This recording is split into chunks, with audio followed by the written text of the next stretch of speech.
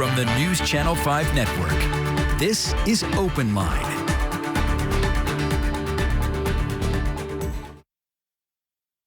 Welcome to OpenLine, everybody, on a Thursday night. Rhori Johnston in the chair tonight. Thanks for tuning in. Hope you're having a great week so far. Well, did you hear there was an election this week? Yeah, there was, with wide-ranging implications, obviously here in Tennessee and across the country, with a number of races still up in the air and control of Congress hanging in the balance. We got a lot to talk about tonight, and who else do we ask to join us to help us kind of sort through all of this and analyze it is a regular here. We welcome Dr. John Weil from MTSU, political science professor there. Dr. Weil, thanks for being with us. We appreciate you spending extra time after your busy day.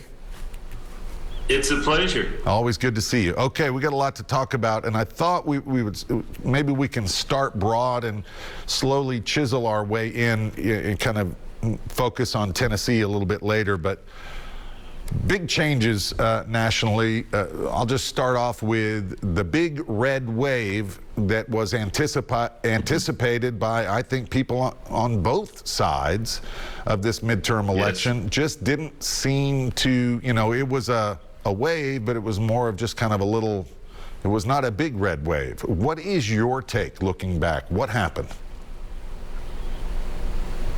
It was more of a ripple than a wave, or somebody said even a puddle.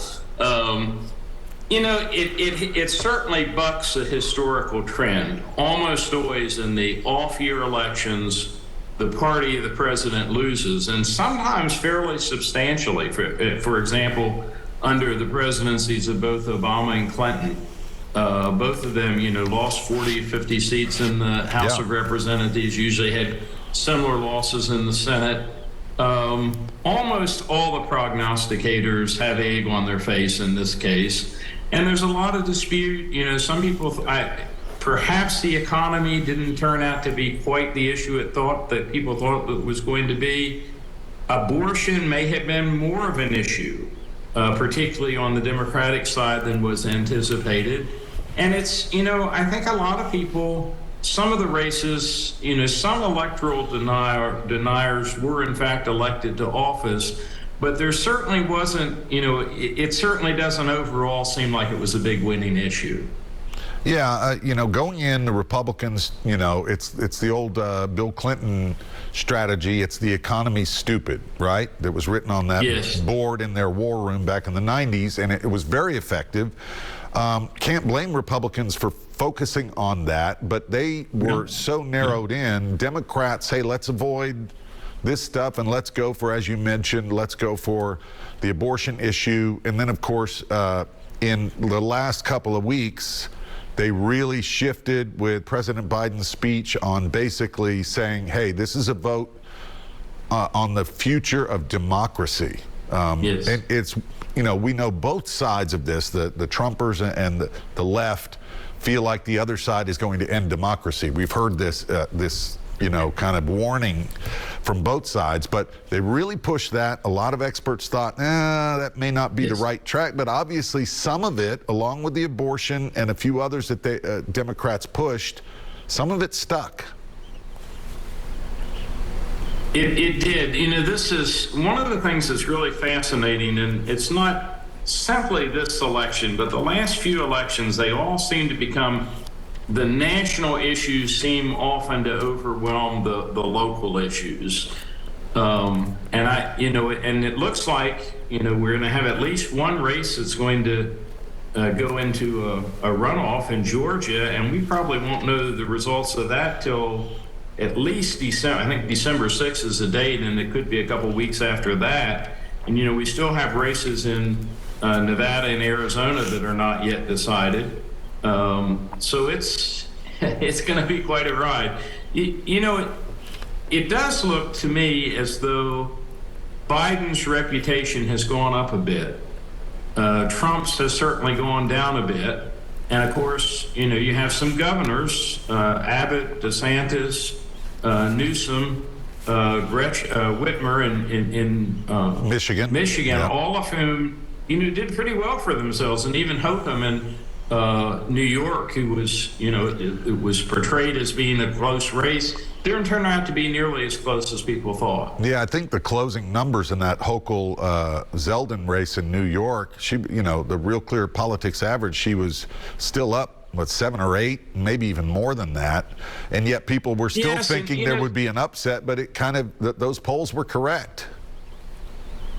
Well, and you wonder, it's sometimes hard to sort out who's doing the polling. Yeah.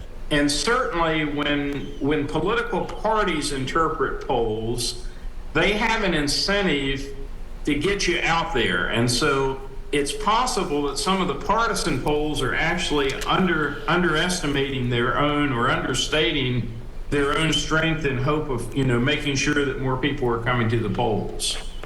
Speaking of the polls, there's been a lot of talk, and these days following, and obviously we still have those other races to wrap up. It is time to kind of, I'm sure folks on both sides and folks like you are really kind of analyzing, trying to figure out.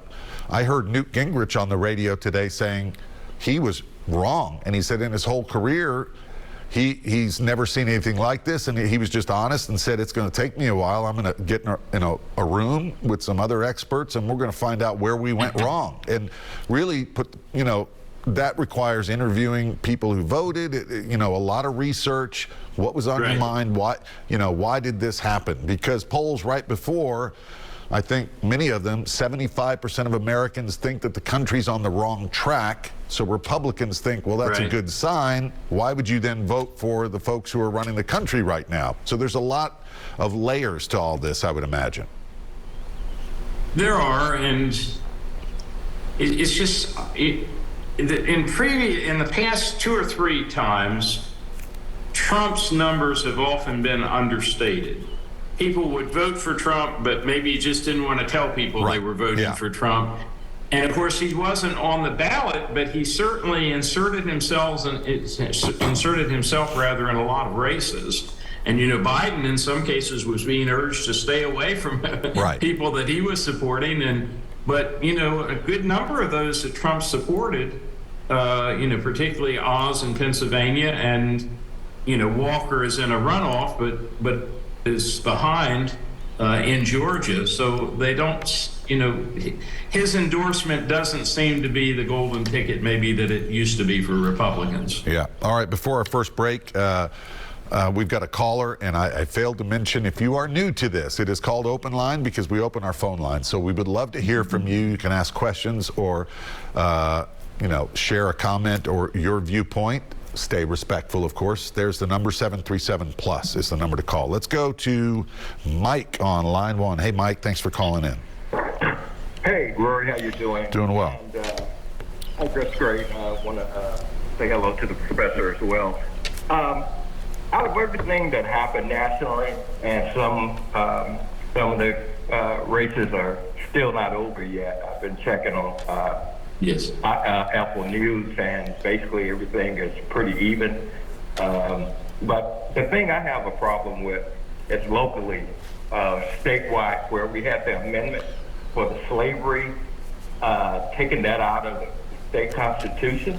Yep. And basically we had 80% of the people in the state of Tennessee felt like, that's very draconian and very non-civil, if you will. Yeah. But yet you had 20% of the people who, so for some reason, thought that was okay and it should stay like it is. Right. And that represented almost 400,000 people in the state of Tennessee. That gives me pause and it gives me concern. And if the professor, you can elaborate, I would appreciate it. And have a great night. Mike, real quick, stay on before we get to Dr. Weil. Do you think, because we've talked about this in the newsroom, this was a long ballot. Do you think at least some of those folks who voted against Amendment 1 just didn't understand it, or just wanted to get through the ballot, didn't read it, or others who thought this is, we've never really, it's just some clause in there, we've never really followed it for decades? What are your thoughts? I mean, obviously there were some people who may have said, no, I want that for a reason, which is concerning. Right. Well, I think when you look at that, Tennessee probably, I think the last time I checked with the Southern Poverty Law Center, we have like 15 hate groups in the state of Tennessee that are credible. I think obviously a lawyer, an attorney wrote up this bill, and sometimes they do that decisively to make it where it is difficult for the layperson. I had to read it about 8 different times to make sure that I was voting against it, but I think a lot of people just can't understand the legal jargon. Yeah, I think good point. they do to confuse the voters. Yeah. Mike, great points. Thank you. Let's listen into what Dr. Weil says before we go to this break. Go ahead. Well, actually, this was on the ballot in 4 states, and one of them, Louisiana, decided to keep the Constitution as it was.